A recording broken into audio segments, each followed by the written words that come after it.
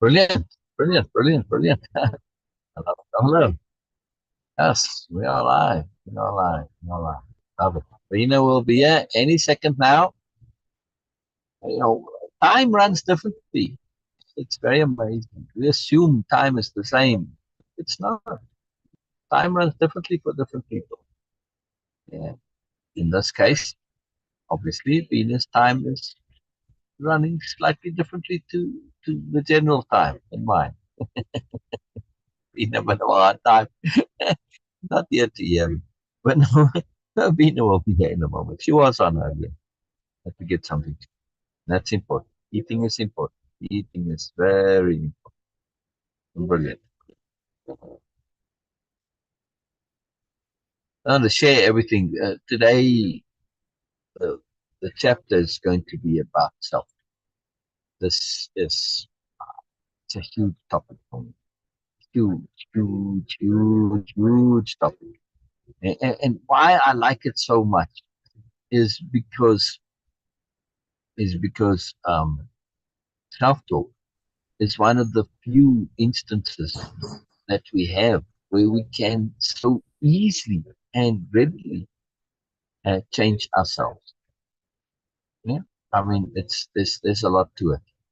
While I do the sharing, Bina will share her thoughts with it. Why aren't we Hello. live in on my homepage? Can't find it. I'll Yes. find Okay, it. custom live Share your service. thoughts. Yes. You share your thoughts. You share what you want. Okay, sir. Hello and good morning, sir. Good morning, Bina. Good morning. Thank you. Thank you. How are you? Oh yeah, it is. Okay. I mean, I'm good. I'm very good. Yes, I slept Okay. a lot. There's a lot of flu, whatever stuff going around, and I haven't gotten it. Yeah, because I've been sleeping extra, preventative sleep, do not get it. So Yes. I feel that's very good. I'm very happy. Good. Good. Another example of application of attunement, because once you start paying attention, once you become deliberate in your way of being, even choosing to sleep, choosing to wake up, eating, responding to everything becomes a choice for you. This is choice. And then of course it was coming via attunement, and of course I was able to understand that. And of course it involves preempting so many strategies, so many things involved into the deliberate way of being, which is wonderful, because of course not you are only preempting, but also you are remedying, but of course what could be the consequences of that. I tried that, not exactly 100% there yet, still learning, of course. um, but also that there is some should involve into that, because even though I understand that I must not compliance to any should, like, okay, I have to be, and I should be good, I should be nice, I should be available, I should be productive, I should be all sort of all shoulds. But it's still in the subconscious, this coding is so strong that you try, like, deny your things, like, oh yes, okay, I'm feeling, but I will do that, because what is important, to be present, to be there. And also sometimes it's a demand of the situation and circumstances, and also demand of the choices we have made in the past. Not only that, okay, it's the circumstances, of course we create our circumstances by making choices. Right now we create our future circumstances. So Yes, if the circumstances are coming and are forcing us, which means that I made some choices in the past, which is creating the circumstances present right now in my life. So I have to, so everything is a consequence of my choice. When I was doing that, I was like, okay, yes, I can do a bit more, a bit more, a bit more, and I pushed myself. And then of course you feel that, okay, now no more, and then the burnout or any other situation could come up in my life. I'm learning and I'm practicing, and of course I feel I need to do a bit more into this, to be able to preempt in, of course, in the current situation, but also preempt for the future circumstances, because my circumstances are the result or the consequence of my past choices, the choices I have made in my past. And that is something, when we understand that, then of course we feel so okay. Yes, sometimes accused, like, okay, I haven't done anything wrong. Why this thing is happening to me? But also we feel enormous responsibility, because inside us, our true self very well aware that yes, I was making choices which was creating my current circumstances, no matter how much we deny that on surface. And we feel reluctant to take responsibility of our fullness of our life. But sooner or later, at some point, we have to do that. I'm learning to do that. My current situation, it's a reminder, it's a mantra. I'm continuously reminding myself that my current circumstances are just the consequences of my past made choices. Once we Yeah, accept it completely and fully, with completeness, with willingness, we take our control back. We are no more on the mercy of just the circumstances. There are a few things in life which you can't actually do anything about that. Okay, but they come via universal intent, of course, abstract intent. You can't do about something about that, because even though they seem like they are not very comfortable, they are not nice, they are not good, but they are for the greater good. So we have to just follow them.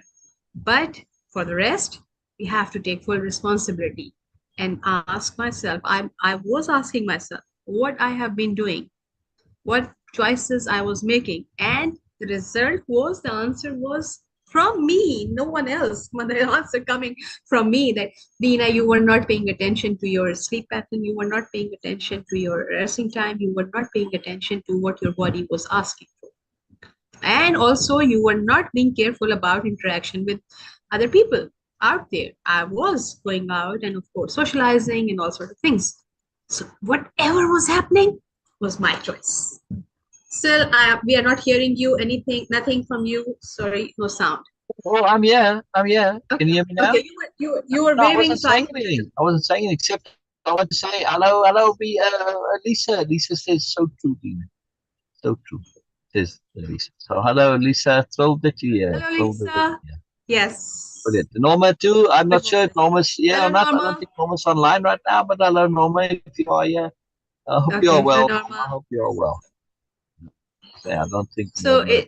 this was taking control of my life. It's the first step towards taking control of my life, to accept all the circumstances and acknowledge them as a consequence and result of my past made choices. That was my thought of the day today. I hope that Syl has already shared and Oh, done I'm with all ready. those. Ready, yes. Yes. So Yeah, Syl, it takes thank like you three so much. minutes, 4 minutes. Yes, thank you so much for that. And please continue what we are going to do today. I'm most keen about to know about your yesterday's podcast, About my what? about your podcast. Oh, it Interview. went very well. Oh, it went very well. It went very, very well. That's good. I was talking about clarity of intent and specifically why it matters and why it's so significant and important. Important because of emphasis and because of pertinence and relevance. When you know precisely what your intent is, you're very, very clear. Your brain has this one point that it's focused on, and therefore that's an emphasized point. And when we have an emphasized point, we start to notice everything that's related and connected to what has been emphasized. In this case, our intent, and makes those things that are pertinent and relevant to jump out of us. And that's the value. So now we have an intent and we see everything that supports the intent, but that adds to the intent, that assists in the intent, making it easier to, of course, have your intent come about, you know, become real. Very simple. But anyway, that was what I was talking about. And I shared about the book, which is very cool. That's very nice. But today I'm going to screen share and we're going to read. And maybe Lisa wants to come on uh, Zoom and read for us. That would be brilliant. That would be very brilliant.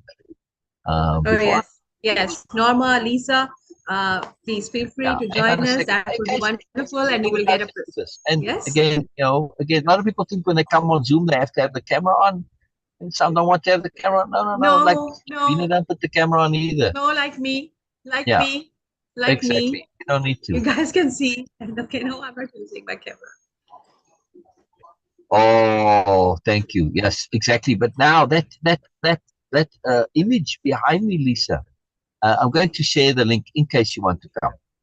Where is this? I was trying to do it and I didn't get it. Just in case, I'll put it there in I'll actually put it in chat, Lisa. I'll put it as a reply to you there. Well, all right, come on. Okay, in case you want to come, of course, no obligation, no expectation. If you come, that'd be brilliant. If not, all good. Again, never do we have any expectations. This would be brilliant. Just to have a different voice reading. I really enjoy hearing people read these chapters. And it's about self-talk today, right? So I'll screen share here and we can look at it and see.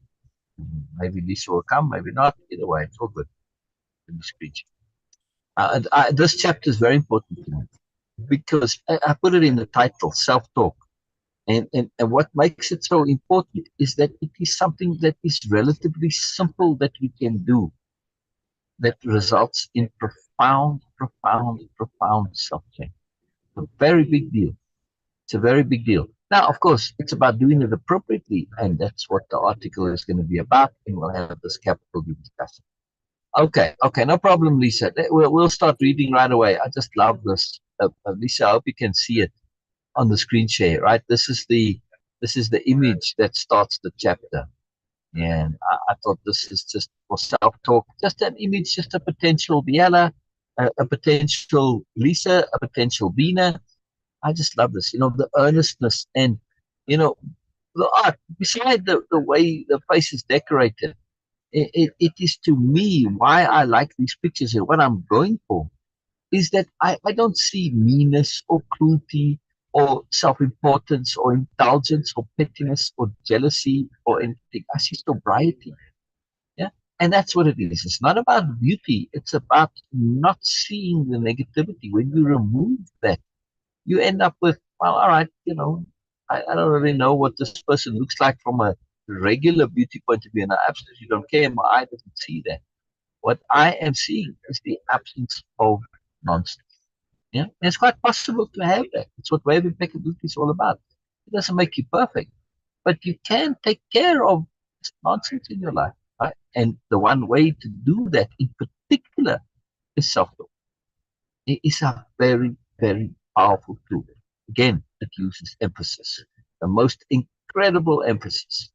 All right, train the brain. How do I self-talk? Beena, will you read for us, please? Okay. I don't know if you can see. Sometimes it's not clear enough. If it is, read. Otherwise, I will. It's really about training the brain, right? And it's a very simple way to do that. I think Beena dropped there. I heard the dropping sound, so I'll read it first. Train the brain. How do I self-talk? Dear question. The key with self-talk is to make it real and believable. Dear question. The key with self-talk is to make it real and believable, as well as having it represent our goal. Look, let's say one wants to deal with the really. Beena, can you read? It is uploading for me. Okay, now it Okay. is. Okay. Yes. Good. Okay. Read when you're ready there. I mean, I like to hear you read because then I can do editing as needed. It's a little Oh, easier. yes. And just the emphasis, I hear how. And so read this as you usually do, and not to read the article, but to read it to comprehend for yourself. That's why Oh, you. yes. We don't care how it's being read. Somebody wants to get it, I'll send you the chapter if you're really interested. Right? Lisa said she's leaving in a couple of minutes, so she can't come on. So we're just popping in. But thank you for popping in, Lisa. I always love it. Always Thank appreciate you. Oh, it. yes. Oh, yes. Powerful, it's very powerful. Yes. Okay. All right, please go Train ahead. the brain. Train the brain. How do I self-talk? So much interested in this thing because the self-talk is a hot topic, but also It is always relevant and pertinent, of course, because no matter how many times we get some, oh yeah, it has to be all positive and cheerful and good. Self-talk, I can't really control. Anyway, dear One moment, questioner. one moment. Yes, yes. Yeah, I want to just switch you to the other speaker. I don't know why. Switch Okay, you close. There we go. I can hear you a little bit. Go ahead. okay. How do I self-talk? Dear questioner, the key with self-talk is to make it real and believable, as well as having it represent our goals. Let's say one wants to deal with a really bad temper. Most go around saying, I have a really bad temper, which is an acknowledgement and an attempt to deal with the problem. But saying so in that particular way also locks in the problem. Now, let's instead say, and also really, really mean it, I used to have a really bad temper. It still is, but I'm working on it. It's getting better. To make that self statement true, we actually have to have done something to at least make it a little true. True enough for us to say it without feeling like a Yes. nonsense. The moment we say self stuff, which feels like BS, it doesn't work. You can just say BSP. No, that's fine. That's fine. All right. So, I am saying it. I'm not okay, oh, very you fond of said it, it's but so soft. I couldn't hear it. You said it's so soft. I couldn't yes, hear it. All right. I yes, I was want to. reluctant. I want to elaborate here something pertinence and relevance, right? Right now, this very moment, in the Supreme Court, there's a big court case going on. And they're broadcasting the arguments, which they don't often do because it is available live that you can hear. They don't have camera, but you can hear the arguments, the oral arguments. And in the Supreme Court, the lawyers say stuff and the judges back, and it's a big back and forth. It's amazing. It's not just a presentation, and the judges have to listen. They ask questions, and they give you a hard time, really, which is quite brilliant. Anyway, the key there is sometimes it's very fiddly. And when a case is in front of the Supreme Court, this is related to the self-talk, so I'm not talking about politics here.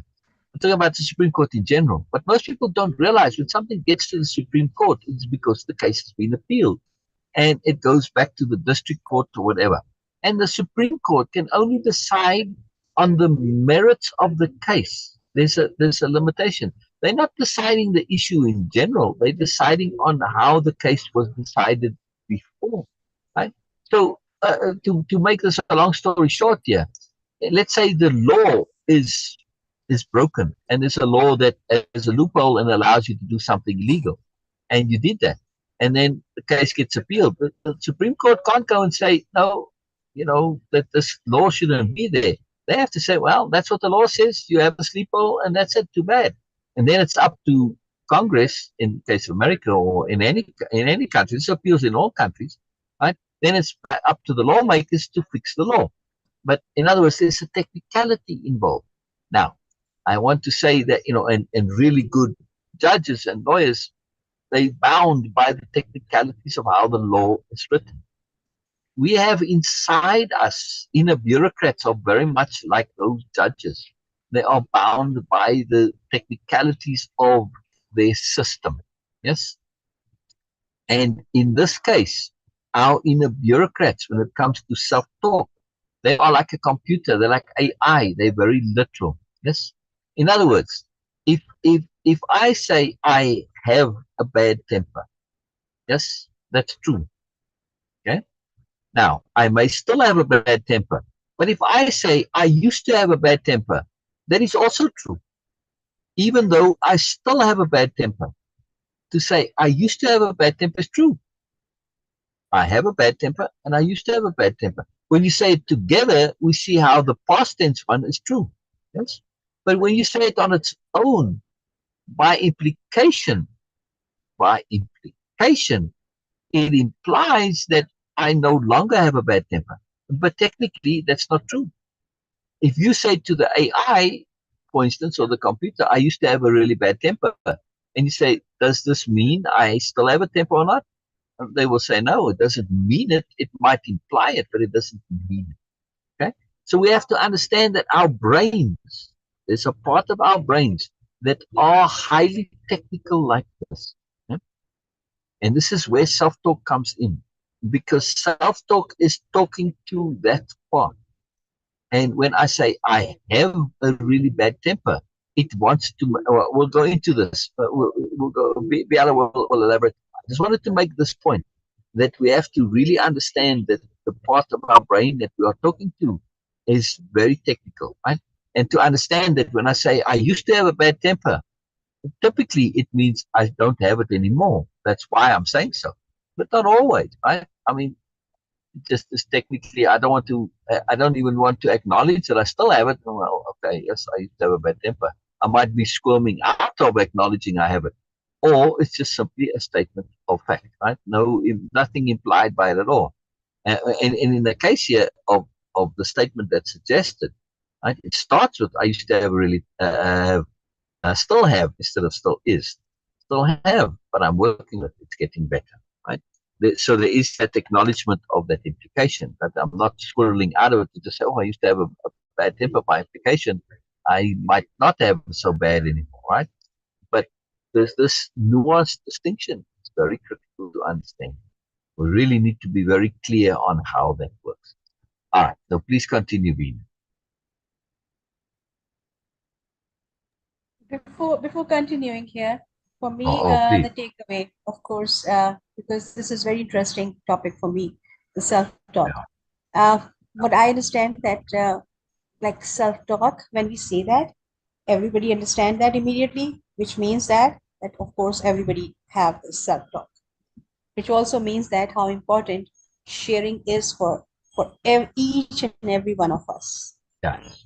Yeah. Sharing things is really sharing ideas, perspectives, thoughts, emotions, feelings is so important. That's why we do have self-talk. Yes. Yes. Otherwise, that would not be needed. So that is something like really proving me the power and the importance of sharing for human beings. Okay, I don't know about other beings, but at least for human beings, it seemed like that okay, it is so important for us because it's a sharing. We share with ourselves. That's the first thing. And the second thing about, which is of course a confirmation for me, I always say that for me to check any perspective or any idea in any ideology, in any philosophy, anything, whenever people share their perspectives on like multiple perspectives on multiple things, and then they make it like and almost make it like a philosophy of life, then I have to check that one perspective is not in contradiction with the other. When we say here that don't make it negative, because innately and unbelievable, like, oh, you are the most amazing, wonderful, fantastic person. Of course, we can say that, but in our bureaucrats, as in sales language, uh, they will not accept this because this is not true, which is also a proof that innately we all want to be truthful and good because we are good. So this is from the very first understanding from way of impeccability, that innate goodness, we all have that. That is a proof that this perspective is confirming the other idea. So no, it's not in contradiction. So this is first two things for me, very important. And the third most important thing is, instead of making it like, oh yes, okay, you are a wonderful person, you don't have that, no negative things from Biella's example. She says in a positive perspective, but also precise and truthful. That is first thing I feel. That is a magic of way of impeccability and the power of the conceptions and clarity of intent is, because otherwise we cannot just make things up like that. They have so innate all these perspectives in them, especially of course Biella, that they don't need to think twice about these type of things. That example she gave, that okay, instead of saying that, be truthful. Even in the self-talk, Biella is not recommending to be not honest with yourself. You're Right. not harming anyone. You're not bragging with anyone else, but still, this is This, so crucial, so yeah, crucial. So for me, the third thing is self-honesty. So absolutely. these are my takeaways. Biella is going to get into this a point about honesty. It's absolutely essential here. But I added in here a quote: "What we say about ourselves, to ourselves, even by implication, is self-talk." Critical Yes. in that by implication, there we don't always realize that we are talking to ourselves. We think we're talking to others, but that inside of us is listening. It listens to everything we say. Yes. All right, so let's go Yes. further. So this Yes. point though, Hello, right? Norma. This yes. Hello, Norma. Hello, Norma. Hello, Norma. Sorry, we're getting involved in here. Hello, Norma. Hello, Norma. I did say hello to Norma in chat. So Okay. Norma's Okay. she's late. Hello, Beena, and she gives me 3 butterflies. Oh, brilliant. Acute precision of words. Yes. Yes. Sorry. So as we actually work on the change, whatever it is, we keep saying, my problem is getting less and less all the time. It's getting better. I used to have a really bad whatever,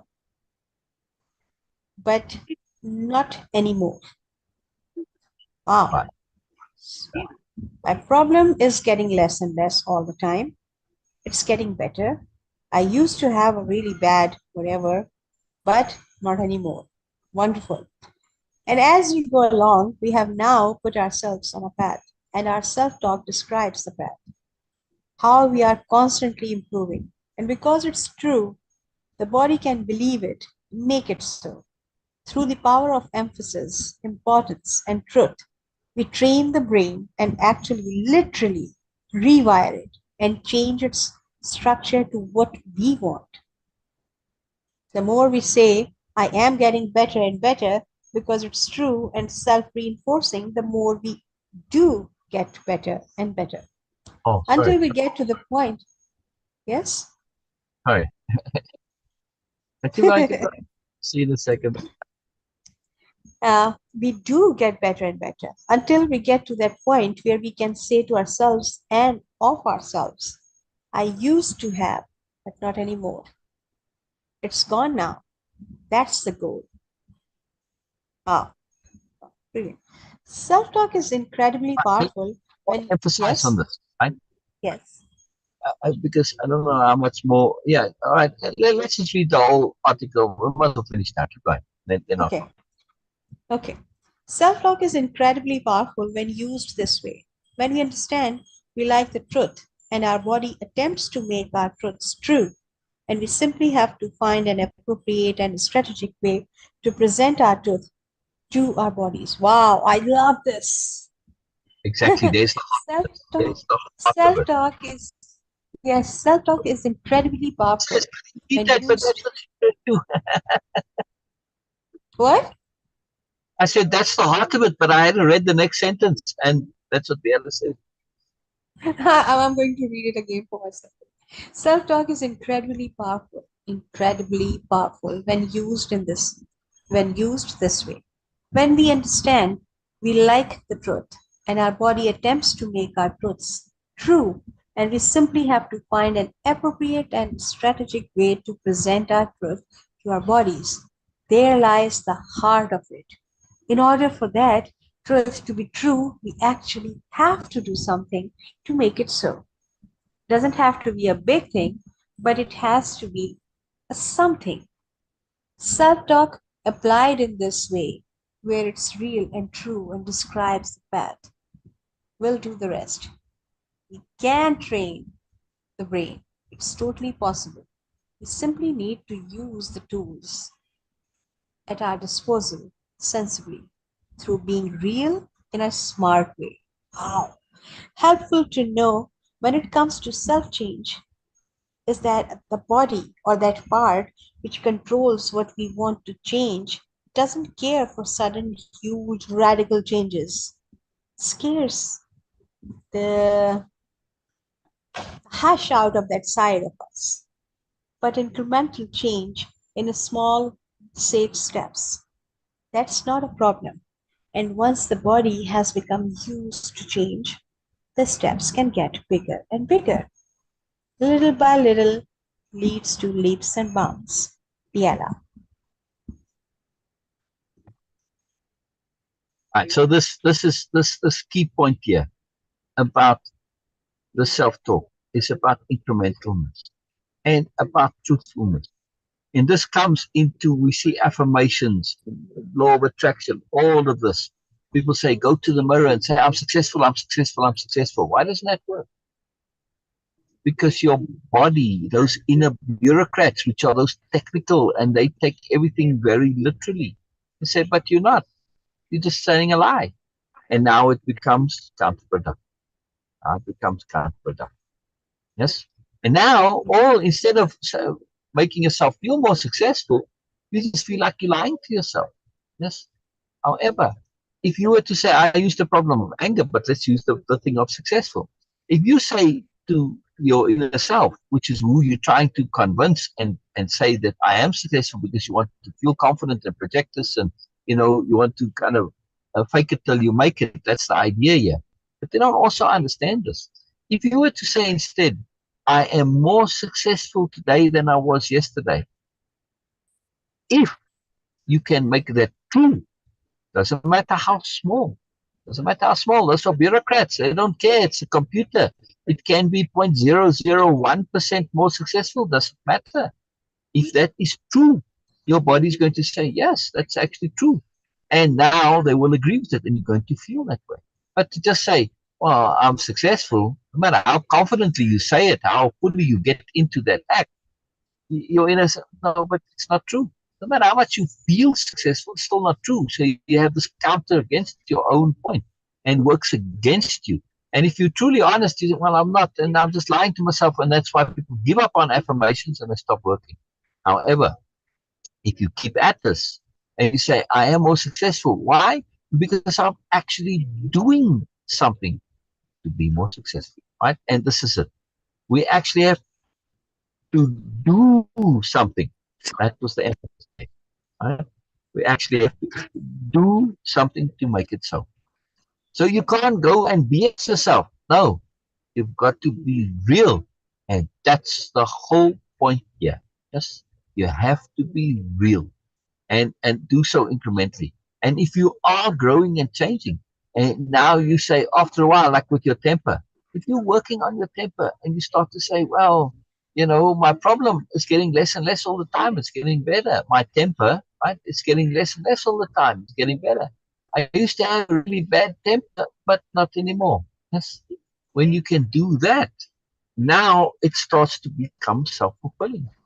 Because internally you are saying this and you're working on it, and your internal saying, yeah, that's really true. You really do have this less and less. And then at some point you come to say, I used to have a really bad temper, but not anymore. It's gone now. And when you can say that, then it's true. The problem is true. I have literally used this with temper, not just for myself, but with others. Yes. So I can have this very quickly as well, by the way. In a short space of time, a couple of weeks, even less. It's an incredible, powerful thing. The two key points is truth, honesty. You got to be real. That's the one. And the other one is you got to do something. Again, you have to be real. You have to be truthful, honest, and actually do something. And then I suppose the other key is that you have to be aware of the strategy involved. Right? But if you are honest and truthful and you're doing something, you're not going to go and say, oh, I don't have a temper anymore when you don't. But if you're truly honest and you work on it, you say, wow, I have less and less of a temper. Oh, yeah, that's true. If you say the truth, it works out. You don't have to remember the strategy part. Just be truthful. Do something and then talk about doing it. Yes, I'm working on my temper and I'm making an effort to get rid of it, which means I have slightly less of an issue with the temper because I'm actually working on it. I'm making progress. Right? Well, assuming you are making progress, if you're making no progress, well, then you got to find a way to make progress. Otherwise, you're going to have that forever. And I realize people can get stuck, but there's always a way to figure something out. And the key is for most people who have issues, whether it's now be anger or guilt or whatever the issue is, it is being real about it, doing something that makes a real difference, and to not get into this trap of assuming it's either or. Like, well, I have a temper or not. That's mentality of opposites. We have to be very careful. Yes, we can have less of a temper. We can have less of a guilt issue. We can have less of a confidence issue, whatever it is. Doesn't mean I've solved the problem yet, but I have less of it. And each day it's slightly less until a point comes where I start to tip the scales, like for instance with temper. Yes, where I tip the scale, where I go from having a very bad temper to temper not really being an issue. I might still have a bit of it, but it's not an issue. See? And then you can start working on getting rid of it entirely. Yeah? It's a very big deal.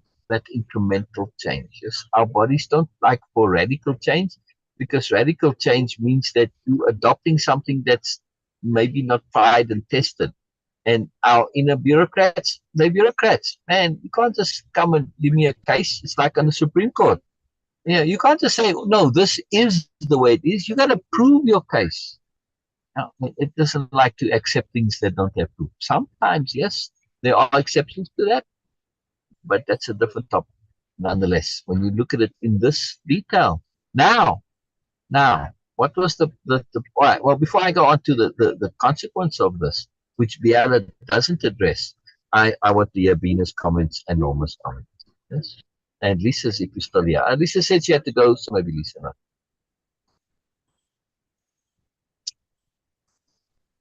Beena? Yes, I was waiting for Norma that okay, you said okay, you want to hear from Norma also. Norma, Anyway, so while she's typing, you have to go so first. okay. What I'm understanding from here, what Biala is sharing is about we cannot achieve anything. We cannot actually really achieve anything till our doing and being are in complete uh, collaboration. And Because I yes, and I can just think about things like okay, oh yes, all good and all this until it is not in my doing. It is not going to be, because again the spiritual and the physical world, they both have to be in collaboration completely to get something materialize in this thing, in this world.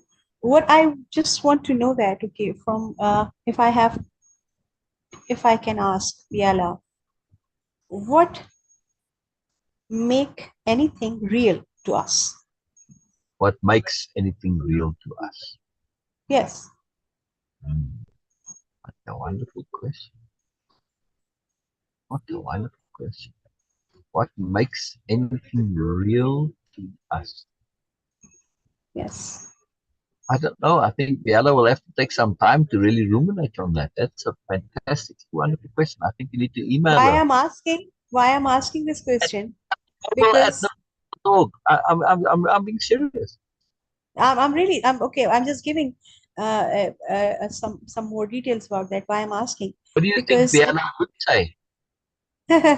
if I will understand that what makes anything real to me, it will be much easier for me to really actually convince my inner bureaucrats that okay, this is real for me. And of course I in the abstract to convince myself that these things are real for me. Because most of the time I have seen that okay, things are real, but we don't consider them as real, and sometimes they are not, and we still consider them as real. Like some fear of illness. For some people, it is a real thing, which is actually not. It is just a fear they have. Correct. And Correct. sometimes they have such wonderful moreness in them, but they don't actually acknowledge that because for them it is not real. So I just want to, I'm curious about to know what makes things real for us. I'm not gonna respond for Biella, but I will respond for me right away. I would say Yes. core conceptions, just to start off with core conceptions that come into play. Core conceptions, value and usefulness, actuality, but then actuality is the same as real. And okay, so well, does it actually have an effect? Like I said, fear, a fear of something, like fear of being unhealthy. You aren't actually unhealthy, it's just the fear. The fear is real, not the unhealth. So discernment becomes an issue to determine what's real. correct? You need to make sure that we aren't confusing words like I'm afraid of being unhealthy. Yes, and now the unhealthy is we take to be unreal. It's not. The fear is real, not the unhealth, right? Then also probability. See, how likely are you to do? Yes, and this requires an awareness of the general statistics on matters. Yes, we said, okay, you say, well, most people get to have some. How do you know this? What are the statistics? Even the most common cause of death well, at least in America right now, is heart attacks, heart disease, right? In some way or shape. But does it mean the majority of people die from heart attacks? No, it does not. It is the leading cause of death, but it's not a cause of the majority of deaths. So we have to have the discernment to understand probability and likelihood. Yes. Therefore, how real is something is not just a matter of the likelihood of it and probability, but does it apply so for the majority? Furthermore, we have to take discernment even more into consideration here. When I'm talking about unhealth and fear of it, like for instance heart disease, yes, it's the leading cause. I think it's like 30% of deaths are due to heart attack, right? Now, does that mean that I have a 30% chance of dying from heart attack? No, it does not. Even though 30% of all people that die from heart attacks, just making it worldwide, right? For argument's sake. Why does that not mean I have a 30% chance? Logically, you would think so, but no, it's not logical because those 30% were conforming to other statistics which don't apply to me. They had an unhealthy lifestyle, they were obese, etc., etc. Yes? See? So therefore, my chances go up in terms of not dying from heart attack because I don't conform to the criteria which led to that.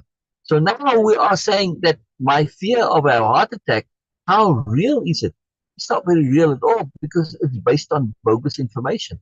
Yes, I don't conform to that category of people who die from heart attacks, and there is a lot of them. In other words, I'm an exception. And therefore, since I'm not in that category, my chances of dying from a heart attack are actually very small. See? So this point of determining what's real has many factors in it, but key to it is discernment and an awareness of what has historically happened and criteria that cause things to happen, like in the case of rock. Then, furthermore, we can say when we are talking about what's real, is it something that actually has an effect? Yes? Now, you might say, my fear is real. I feel it. But then let's say, how real is your fear? It doesn't matter that you feel it. If your fear is totally sucked out of the air, out of nowhere, yes, it can make you feel fearful.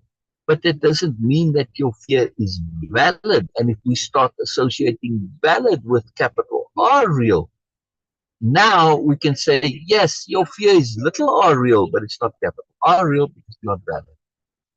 So validity is very important in determining realness. Yes. And of course, honesty, self-honesty, very important to determine real. Now we get to a problem of what's real for me as opposed to what's real for others. And now it gets a lot more tricky because there are many things that are real for the individual that are not real to me. Many, many things. Yes. Again, we have to say, if it has an actual effect on me and makes a difference, it is real to me. Whether it's valid or not, like the fear. The fear has an effect. The fear is real, but not necessarily valid. And therefore, we can say things which aren't valid can be real. And well, if I can't prove its validity and I have no way of knowing, like in the case of the fear, it's very easy to make a case for it, right? But I might have a fear of something like, I don't know, supernatural beings that are attacking me. And that may be totally valid, but I can't prove it one way or the other. So sometimes we just have to act as if things are real. Yes, when we can't necessarily determine their realness, That's very important, because usually when we cannot definitively prove something to be real, we assume in mentality of opposites that it's not real. But that works the other way too, but people forget that. Right? And that's the problem with either or thinking, is that you think, well, because I can't prove it's real, that means it's not real. No, it doesn't. It just means it might not be. Yeah. So sometimes we have to have this where we treat things as real. Why? Because it's tricky.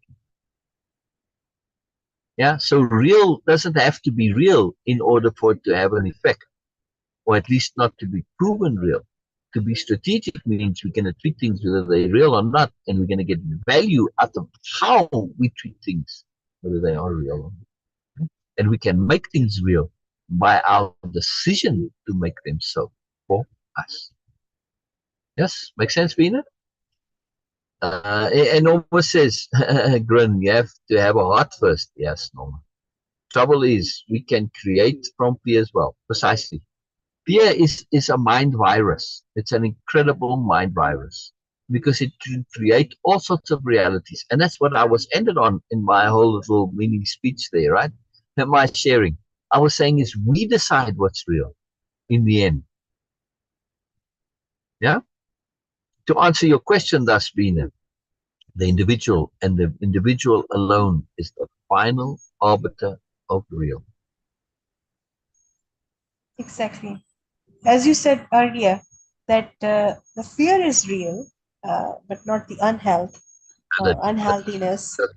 But we had said that's why discernment is the key and the key factor into determining for ourselves. Again, my question was not just random, what is real? It was like, okay, what is real for me? What makes things real for me? Of course, my own personal discernment, what makes things real for me. I really, really, right now at least, of course, I'm going to think more about it. And of course, I will wait for Biala to respond to that. But right now, I feel that discernment is the key factor to determine what is real for me.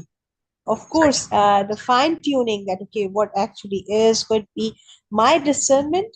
I'm not saying, okay, my understanding, my education, my experience, nothing, just discernment right there. It can be in a completely negative way also, which will make things real for me. Again, the discernment is the key factor right now, at least what I understand. And thank you so much for sharing this, sir. Because I personally feel, I personally feel that to make anything your own, you need to go to the very basic first. If you have a clarity about that, once I will have the clarity about what makes things real for me, then I will be able to understand that what is not real for me and what is real. And then of course I can build my strategy around to about my self-talk, so then I can have more value out of it. Thank you so much. This is such a wonderful and interesting topic for me. Yeah, there's more. There's more to this, right? Norma says, yes, my philosophy too. We are our own creators. Yes, we are. And in this, we have to be very cautious. And why discernment and strategy comes into it so profoundly? Because we are our creators and we are the creators of real, but we have to be very, very cautious. And I think Biella's response will be, what was your original question? Sorry, I mute myself. What makes things real for me? Right. So, dear questioner, what makes things real in the end is our conscience. Yes. That's where we'll start. Then she'll share all of the things that I said maybe. Yes. But the other will start with our conscience. Because we can, like for instance, the person with the self-talk, right? Saying, oh, I'm successful. And they're going with all these affirmations. And your conscience says, is this real? Nope, sorry, no. Now, we can easily basically BS ourselves or lie to ourselves, yes? But what about things where we're not sure? Yes, where it's not, where you are honestly saying, well, are there aliens? Are aliens real to me? Your conscience tells you. It doesn't give a definitive answer. Your conscience will simply says, I don't know. I can't know. For I cannot make a determination one way or the other. So sometimes we try to insist on things being real when there's no real need to, and there's no real one way or the other. But that's a problem in the either or mindset. It has to have things one way or the other, and it's a false logic. It's flawed thinking. But your conscience is not fooled by that. Your conscience simply tells you, well, in all honesty, I cannot say one way or the other. No matter how much I want to believe they are, no matter how much I think it's nonsense, I cannot, in all honesty, in full conscience, say one way or the other.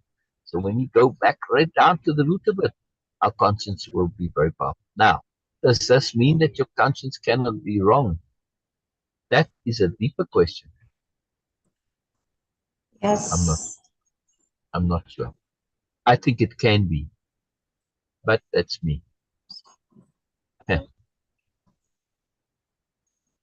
Because your conscience can come to a decision based on things which are generally accepted to be true, but and you've just agreed with the majority because typically the majority is correct, but they aren't always. So sometimes we need to use other mechanisms, right? Or sometimes our senses can even say, like if you had asked people according to their conscience if the world was flat in the past, they would have said absolutely. But that's also because they never thought it through to the end. Even before you had any scientific or mathematical way of proving it, yes, there's an implication to it. If the world was flat, it would have to have an edge. Yes. How would that work? You see, and then things starts to break down when you get through to the end. That's why that is such an incredible tool. Yeah? If you thought it through to the end, you say, well, Yes. how does the ocean, you know what I mean? Even if you had limited information that we don't have now, you would have figured it out. But that's the problem. So our conscience can be wrong because we haven't thought it through. Yes.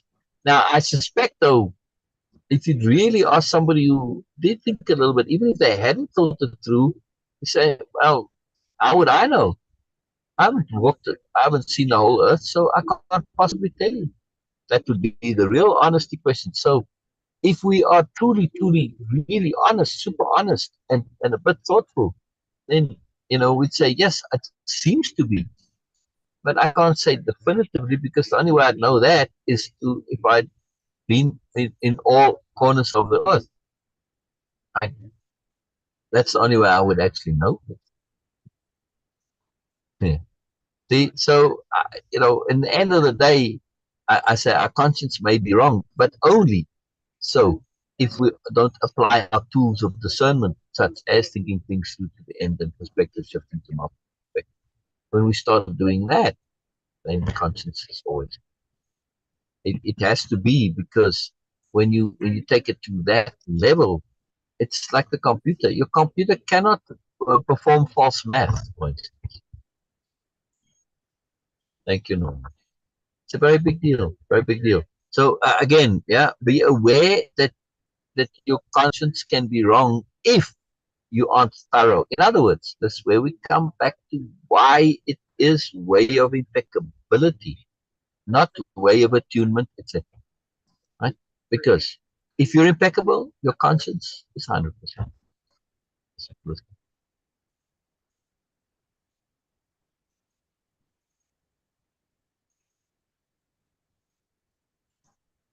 Beena? Oh, sorry. I thought that you were saying something more. Yes, yes, yes. Oh, Thank you in the so case much for sharing. and my face and everything, that was it. I was in. Yes, thank you so much. Thank you so much. And this is brilliant. It is okay. Oh, sorry. It was an overlap delay. That's okay. Keep going. Okay. So what I was saying that right there today we have really the first 5 chapters of any thorough and really serious book about law of assumption, or you want to call it law of attraction, or a manifestation or materialization, because and of course about creating your own reality, or also that being in charge of yourself. I'm just naming it because actually these all things are the same. either you use the word or the jargons of today's world that, okay, oh, the law of attraction or manifestation. What we are doing is every single moment we are creating our own reality.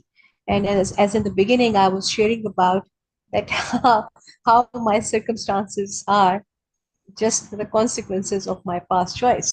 This is just a reminder, nothing big, huge revelation or anything. Of course not. It's like duh. But it's a reminder for myself, which makes me more impeccable, at least give me a reminder to try to be impeccable in my current choices or in my future choices. That, okay, either you are going to create a consequence. Once we try to practice thinking things through to the end, then we will not make any choices, at least not deliberately. And of course, whatever will be left, we can and we will accept it as as the force of circumstance and attunement, and they will turn out for a greater good. People do talk about the greater good, and like, okay, yes, I'm learning and I have learned a bit about this through way of impeccability, that what actually I can do for the greater good or the overall good, just not be negative. That's the only thing I have learned so far, and it really, really hits me when I was like, okay, it doesn't even ask me to be positive, just not be negative, and that's it. That's the whole key of for Correct. to be a positive participant in and for the greater good. Correct. Correct. I don't have to necessarily do good, but what I do necessarily have Exactly, to do is exactly. very, very powerful, very, very powerful. All of this come back down to impeccability. Yes. And I wanted to add that to my quote file, make it oh, here we go. Make it a quote from Fine Noble, which says, impeccable, conscience demands impeccability. Mm. Yes? Do you agree? Yes, yes, Con- conscience demands impeccability. That's how we can get around our conscience, which some people do because they're not impeccable. But this is key because now it's not about morality. Yes? It is about truth. yes, Yes? If we want to have an accurate mechanism for determining what's real, yes, not true, what's real rather, yes, because some things can be real but not true, like fear, yes, but we need our conscience to sort this out, yes. Right. yes, You know what? I'm going to put it as the quote at the end of this little section where I have extended understandings of impeccability. I'm going to add it as a quote here. Now, yes, conscience, demand.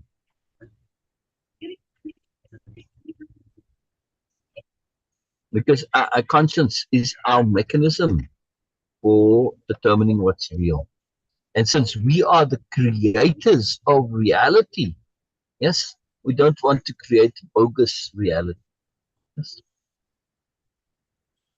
And self-talk comes into this. Take the aliens thing again. If yes, I go out saying aliens do exist, being thoroughly convinced they do, or aliens don't exist, being thoroughly convinced they do. Either way, I build this into my reality, but it's built into my reality, and I'm creating a reality that has a poor foundation. Anything that is basically, when I say aliens exist or aliens don't exist, this is a statement of belief. There's nothing to support it one way or the other. Yeah, at least as far as I know. Right? I'm just taking this. People say, yeah, but I've seen all the evidence. Okay. If they have and it's conclusive and it's legitimate and it passes the conscience test, okay. Well, then they exist. Quite happy. I'd love to see that and be convinced. That'd be great. But I have to say that the problem with me creating a reality based on something that may or may not be so is I'm building a poor foundation. You don't build your house on a foundation that may or may not hold up at the first storm that comes along. You see what I mean? I don't mean a once in a millennia storm. No, I'm just talking about the storm that Uh-huh. I know, and every winter they come. If the contractor tells me, well, the house may or may not survive, I'm like, dude, that's not good enough, right? But we do this with ourselves in terms of things that we believe. But if we truly are impeccable and go according to our conscience, we never take those things to be real. We refuse to build a reality that's based on maybe. Yes. Yes. Yeah. Actually, I'll make that into a different quote. My file is having problems. It doesn't. I don't know what. This LibreOffice. I might have to find some alternative because it just keeps not working right. Anyway, I wanted to say that you know, uh, uh, yeah, to build our reality on maybe is uh, is maybe dangerous. Make it into a fun little tongue-in-cheek quote, right? To build our reality on a maybe is maybe dangerous.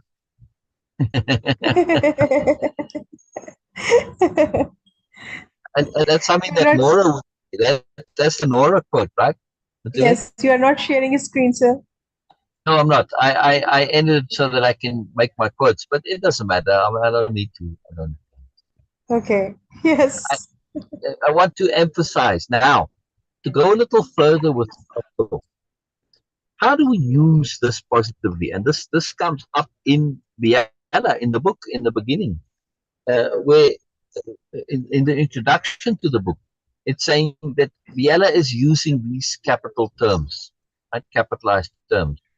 We'll go back to Mm. screen sharing now, right?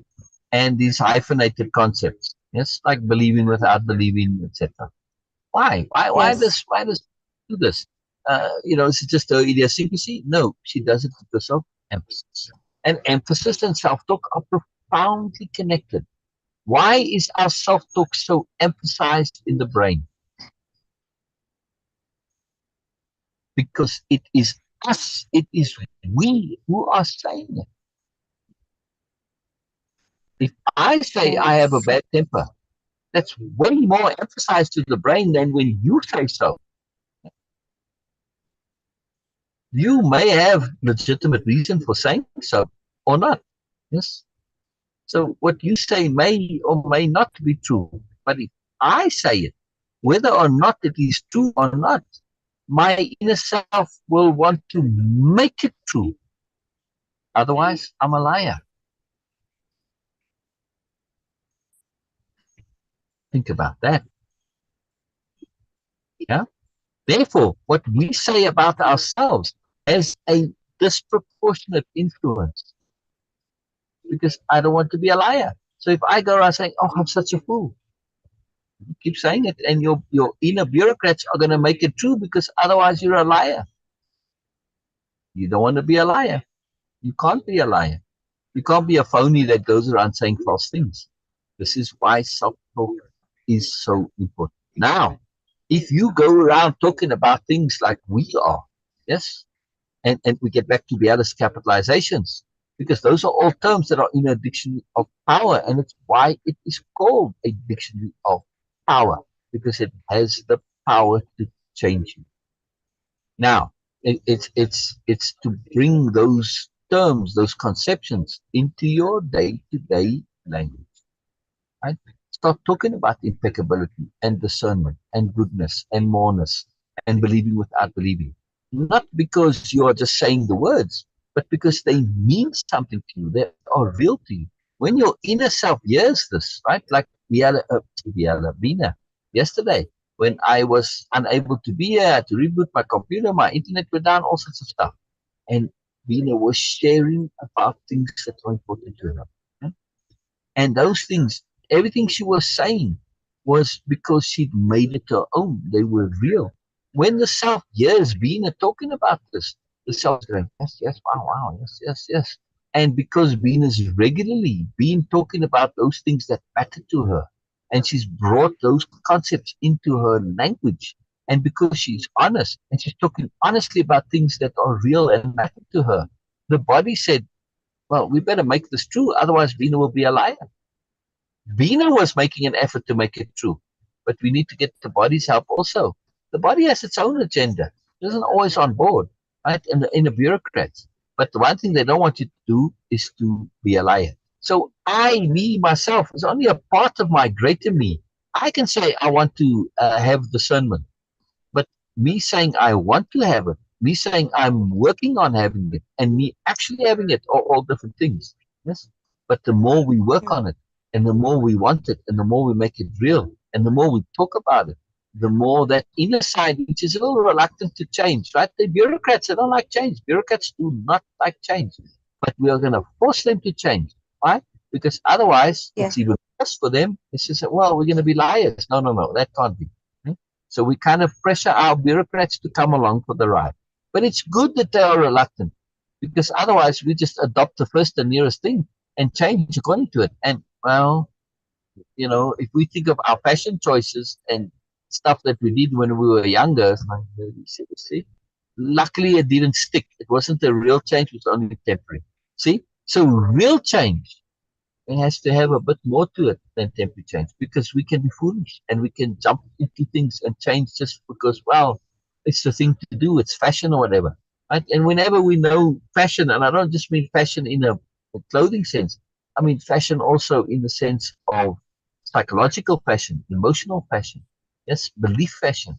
Oh my goodness, I mean, it was the fashion to be superstitious at one point, yes? And look at all the nonsense that came from that. But that's why we have to adopt things and have it be in us. When it comes to real change, there has to be a bit more.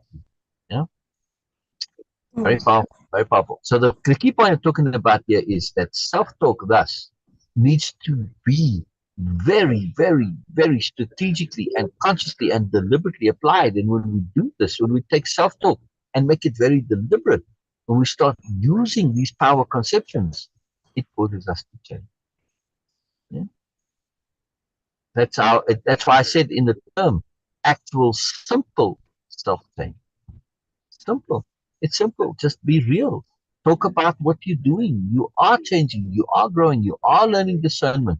The more you talk about it and the more you share yours, the more it's real inside you, because you cannot be dishonest. You can't develop discernment and work on developing discernment and start talking about your discernment and, yeah, but do you really have it? Oh, yes, I do. Here's the evidence. And then they get on board eventually. And they say, okay, yes, well, actually, it's right. You really do. And then you will have it and you will feel like you have it. And when you start feeling like you're having things like, okay, discernment not that important, but things like impeccability, right? All of it. Yes. To believe ourselves to be impeccable and to feel impeccable. Well, same with deliberateness. Yes.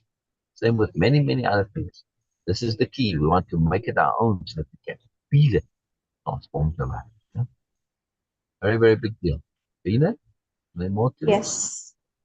Yes, I just want to say something about that how wonderful this whole session, of course, yes, for me, but also that the most wonderful part of Way of Impeccability for me so far, and of course the Moreness-Project, that it doesn't give you uh, everything about like, okay, this has been discussed and this has been also discussed, so this it provides you words and of course sentences and ideas to talk about, but the whole emphasis is on enabling you to understand, and that enabling is the real true learning for me, because it's not like, okay, oh yes, you will find all the answers. But some people, of course, some religious like, okay, holy scriptures, uh, they do claim that, okay, you will find every answer. What they actually give you, two things mostly. I'm just saying about the scriptures.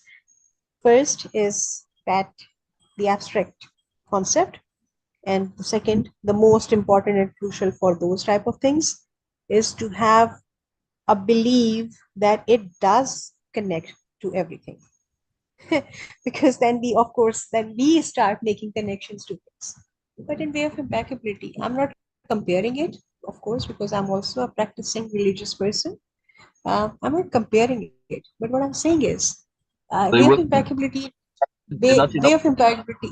Sorry. They work together. They're not in opposition. Yes, but what I'm saying is that what way of impeccability is doing for me is not only giving me the abstract concept clarity, but also enabling me to create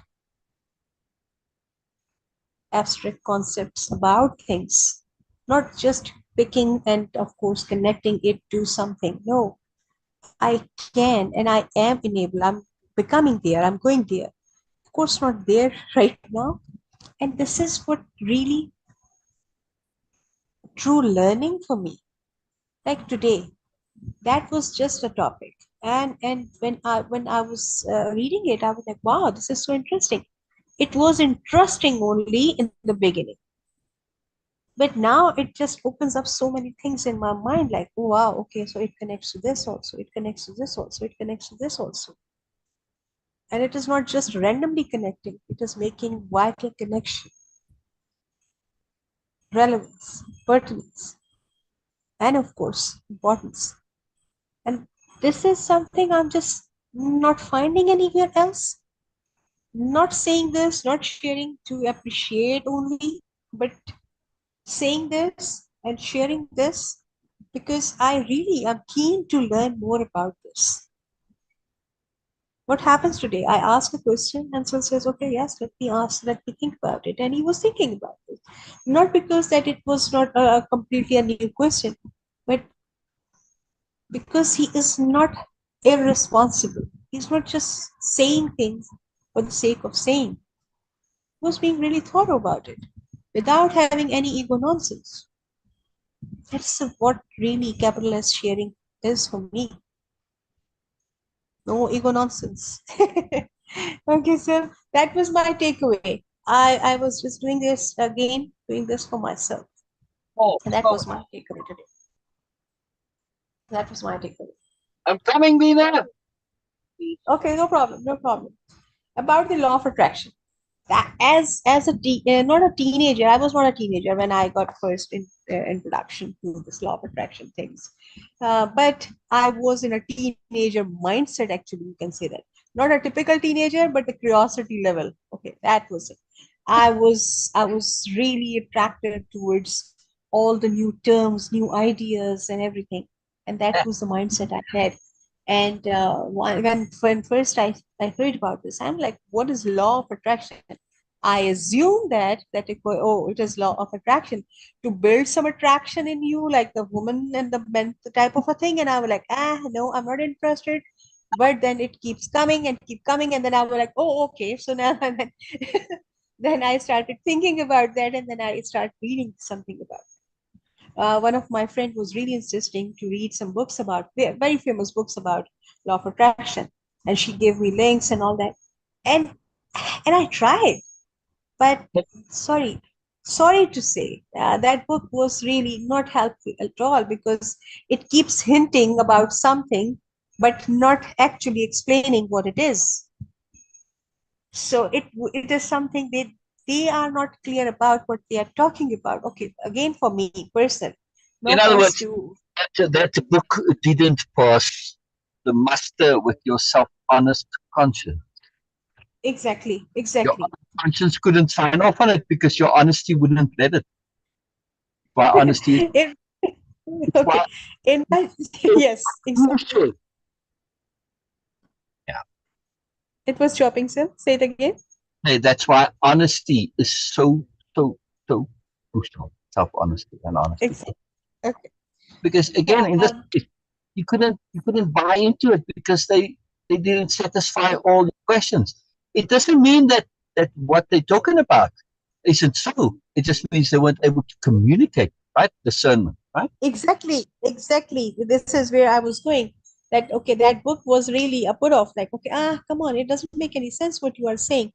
In my childhood and in my culture, women, especially housewives, aunties, mothers, they do have something like, okay, oh, if you really pray for this and if you really want something, you have to do something for that in exchange. And that exchange was like, okay, so people create that void because that was a void and a need. So some people with their very creative, sick mind, they create stories that, okay, oh, if my wish will come true, I will listen to seven holy mother type of story. And that was something, of course, not accepted by male figures of the family generally. So what they were doing, that, okay, that is mostly in the afternoon, and then you have to listen to that story. I heard about that, and because I was very good in the reading, so aunties used to ask me that, okay, oh, will you please come to my house and I will give you sweet, and then of course you have to read that story to me, and they have Was to read this, like, okay, listen to it, not Bible read to it. becoming better than sweets? Anyway, go ahead. Okay, that was the thing, that, okay, they have to listen to that story. I used to read those stories because, of course, Mama says, "Oh, Auntie is asking you. Okay, please do go and do that." And not because of sweet at all, but that was the thing, because Mama says, "Okay, Beena, she's asking you. She's waiting for you, and you have to go." And when I used to go there, what that story was, I was really fond of stories. You know that. Okay, still I am. Oh, yeah, we love At that school. time, the first time when I was there, I was really super curious and interested that, okay, I'm going to read a story. Okay, that's good. That's fun. When I started reading that story, even as a child, I was super, super shocked, because that whole story was just about, oh, someone made that promise that they will listen to this story of the seven holy women, but when their wish come true, they didn't do that. So something bad, really bad, happened to them and their family. And then the other woman who made that same promise, and then she listened to that. And none in those, like, nothing about those holy women. What was the story? Nothing. The whole story, the booklet was written about when people made the promise and when their wish come true. If they did listen to this story, so all good things happen to them, and if not, then, okay, these type of things happen to them. That was the whole story. And my mind was so confused that, okay, where is the story, where is the story, which story you are continuously hinting. And that same thing happened to me when I was trying to read that book. I never finished that, by the way. I was trying to read that very famous book about law of attraction. It was keep hinting All right. about something, and it was actually never going there what they really want to. It doesn't mean, as Syl was saying, that, okay, as a like, okay, and what is the word for that, qualifier, no, something else. I'm just missing that. Anyway, okay, so just to Did give they you a just more clarity about, qualify? i'm not I am not against or negative about law of attraction at all. I really, because I have seen so many things happen to that deliberately, also I practice that, but not in that particular sense what they are talking about. The way they share that, the way they do things. Okay, now people are, I just heard many people, they are getting more into their depth and sense now, and it's not woo-woo anymore. They do discuss things and how it is. So it is basically, now it is coming back to the self-talk with self-honesty, not with this clarity as Syl was sharing today, but people are getting more sense into it, bringing more sense to all these things. Still a lot of woo-woo involved. Okay, yes, this sign, this symbol, this thing, and all that. Yes, all these things are just a message, giving message to your subconscious. I understand that, but it is not powerful till your own inner bureaucrats are not satisfied with that. Your own conscience is not clear. Nothing is going to be. That's why I used to say, and I still firmly trust in that, that when things amuse you, they happen in your life. Why I'm Yeah. saying amused? Because when you are amused by something, there is no resistance. It is something pure laughter. And like, you go, oh yes, and you are curious. You are genuine in your being at those, in those moments, mostly, Yeah. not entirely. And these things just happen without expectations, without getting any like clinginess to a specific idea. I was super curious about when I was watching a very famous series. wonderful series, and there was a character, and I was super impressed by that. And I was like, okay, yeah, I can't even look away from a screen when that guy was on TV. It was not because of crush. I was making a wish at that time when I was watching that series. Oh wow, what would be like to work with him? That was my whole thing. What it would be like to work with him, because he was so thorough, because he was super scrupulous about things, and he was really a thinker, like really out of the box thinking, and different perspective, multiple perspective. Is that Also, how you do that? he was a very grumpy guy also, super super rude, but House, Dr. House. Okay, I was talking I'm about making you talk about somebody else after teasing. but it materialized in my life. Okay, in many ways it materialized in my life, Not in the because grumpy way. a little bit. Okay. No, no, no, not at all. Not at all. I was just teasing you. So it happens in my life. And really, it materialized exactly. I am working with a person who is so thorough, even more than that character in the movie. He is really, he gives me words of thinking it through to the end, the idea, the conception about that. I was never aware of it. And also so many other things, multiple perspective shifting, and it is exactly, I'm living that life which I was really curious about. I was amused by that idea, because it was completely, I was also assuming that it is impossible. So I was just like, okay, yeah, it is a fun thing, what it would be like. Same with, of course, Sophie's world. Many intents were coming together, but all the intents were to learn and grow. That's why they were aligned with the universe's intent, with the bigger intent. That's why they materialized. I had no specific, I was not asking anything about other than that I want to work, I want to learn and grow. I want to think like him. I want to be like him in all positive ways, of course. And this is what of these type of things materialize. Yes, some physical things also, sometimes just for the sake of fun, and to actually evaluate myself that, okay, do I really have that focused attention on things? Yes, sometimes no. Sometimes I am able to do that. But it is again coming back to the thing that clarity of intent, focus of attention, and deliberate living. Self honesty, again, is the key factor. Discernment really is the key factor. We cannot just go around and think, yes, sometimes we think things in a different way, like something is about to happen, and our conscious got some hint about that, and we start wishing for that. And then we say, oh, see, I was doing this woo Ah, practice, and this honesty, thing just by the way, materialized. work was. Sorry. Lack of honesty, where we try and make things work the way we want them to be, not the way they are. Exactly, exactly. And also that, okay, this thing actually, this law of attraction, some ideas, because of lack of thoroughness into this whole details about law of attraction, it turns people into BMNs. I have really seen that, because they got this What? idea that they turn them, they change them into BMNs. Oh, BMNs. Oh, absolutely. Oh, that's the, I mean, that's the ultimate for the BMN is that, Exactly. you can, you want because they have wants that they can't justify.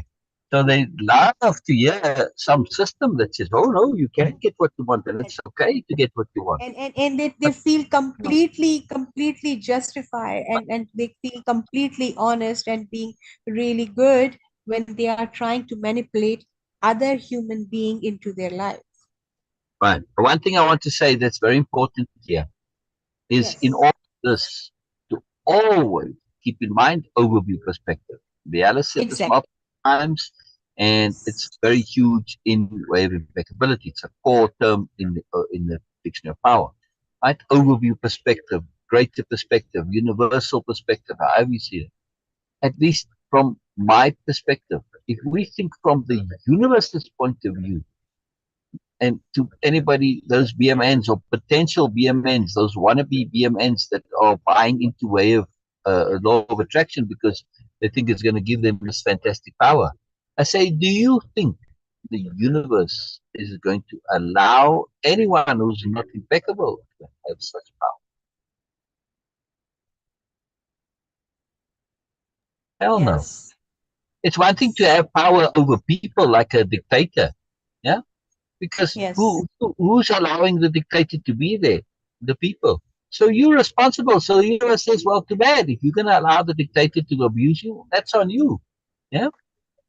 So fine, Yes. not a problem, yeah? But to have real power like that to change reality, that's no way, no way, because that now I can change everything for everybody else, whether they have anything to do with it or not. See, the universe won't, just your bad conscience, in other words, the universe won't allow. Sorry, it will not. No, doesn't make any sense. All right. On that point, I think this is a good point for us to end. Yes, to understand. Oh, Oh, yeah. one more comment before we go.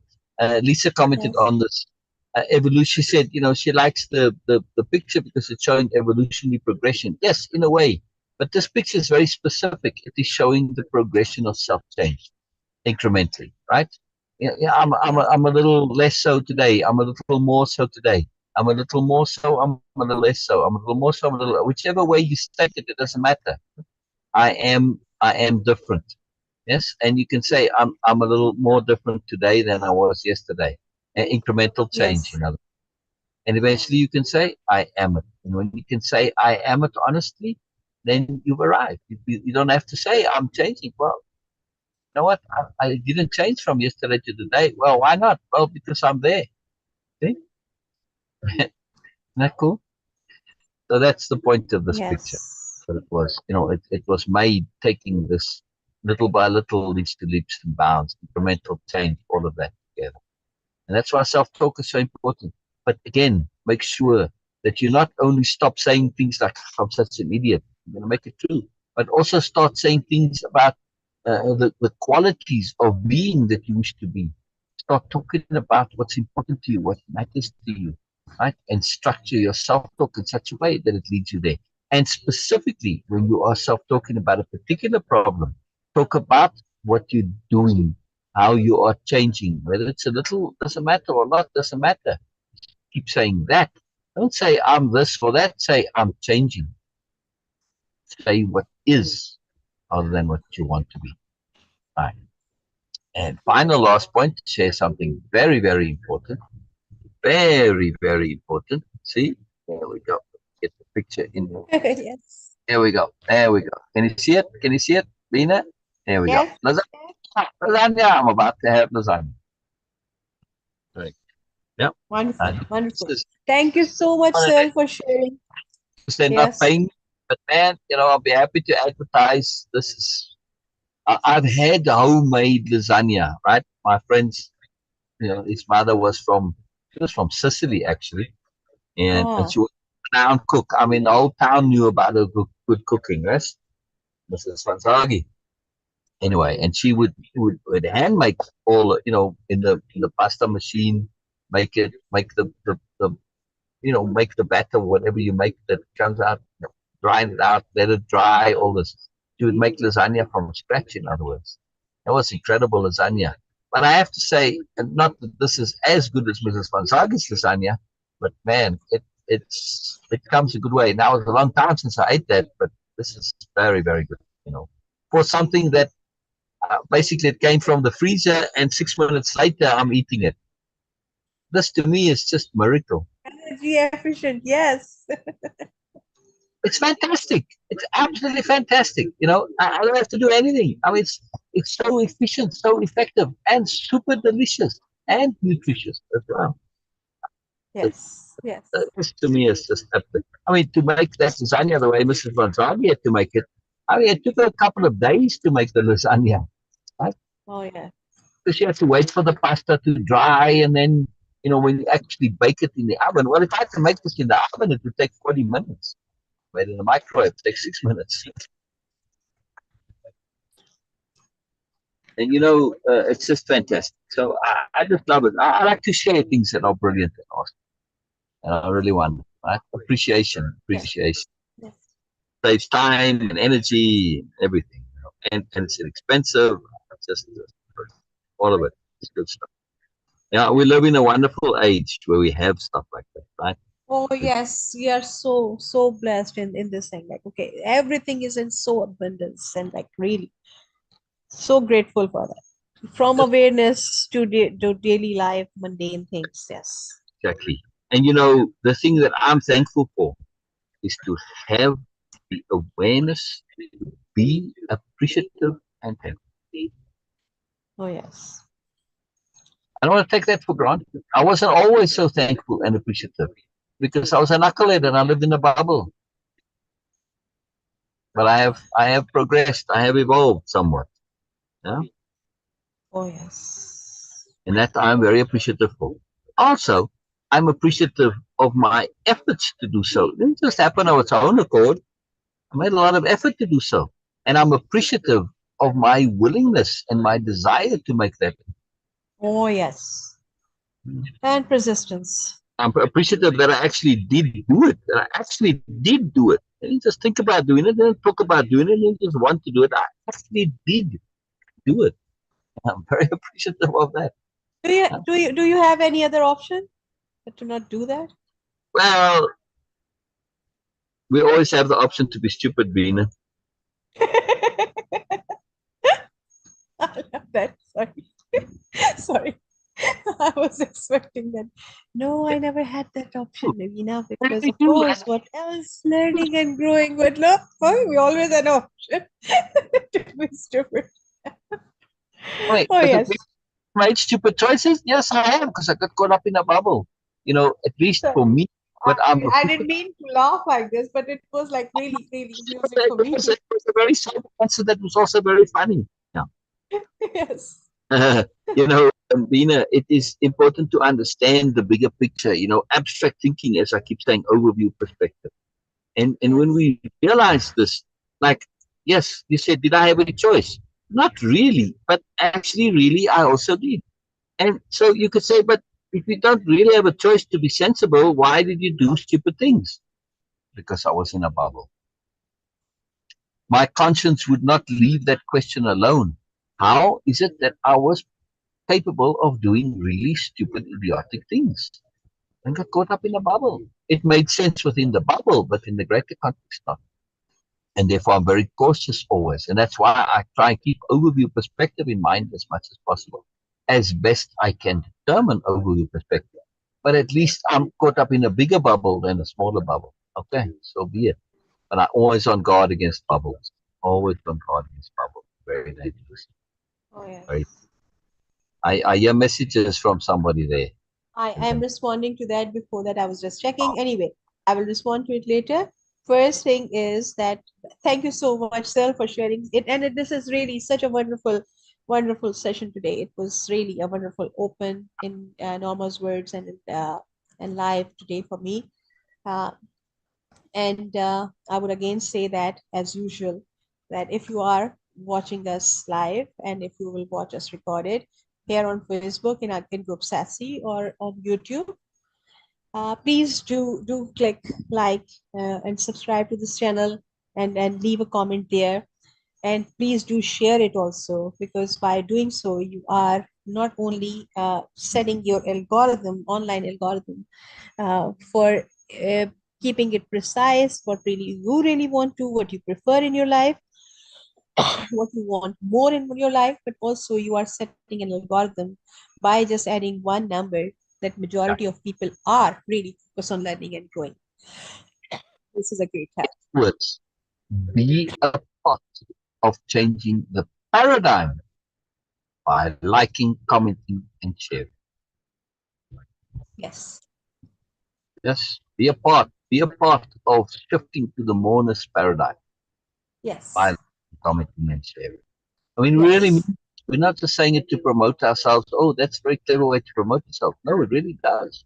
The more you share moreness, the more you bring about changing the paradigm to more. Yes. And but Yeah. de-emphasizing the superiority paradigm. We don't want to be negative against it because that gives it attention. It's like that article on ignoring. Ignoring is a particular type of attention. No, we've got to learn to de-emphasize. The best way to de-emphasize is to deliberately emphasize. That's what liking, sharing, and commenting is, a deliberate emphasis of what you want more of in your life. On that wonderful note, we shall end today's live. Ah, brilliant, brilliant, brilliant. Thank you, Noel. Okay. Bye for now. See you guys tomorrow. Everyone. Bye-bye. And meeting for all.